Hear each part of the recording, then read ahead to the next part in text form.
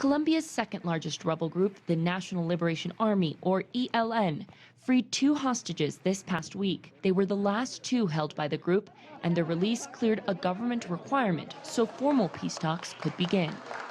The soldier of the National Forces, Freddy Moreno, identity number 798111050, detained in an ELN operation on the 24th January in Arauca, has been released as a humanitarian gesture.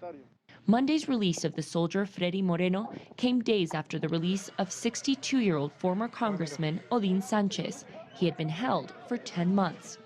The ELN demanded that in exchange 2 rebels be released from jail. The government released them on Saturday as they are expected to be part of the negotiating team. Now comes the real challenge, negotiating an end to 5 decades of war. Of course it is a gesture. As a public entity, we too support peace. God willing, and if all parties cooperate, where many Colombians differ in ideas and social struggles, I hope we can follow the route of dialogue instead. The talks followed the successful but protracted negotiations with the FARC rebel group. Those took place in Havana, Cuba, and spanned 4 years. It's been a bumpy road for the government and ELN to get off to a start in Quito, Ecuador. The talks were announced and then canceled numerous times over the past year. Colombians wonder how long these negotiations will take and whether they will be affected by Colombia's upcoming presidential elections.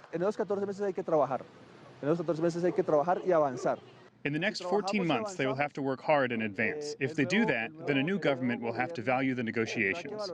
I think it can survive an election because it is an important issue. Skepticism at the start of the negotiations isn't new. When peace talks began with FARC in November of 2012, only 54% of Colombians were optimistic about the result. Begue, CGTN, Bogotá.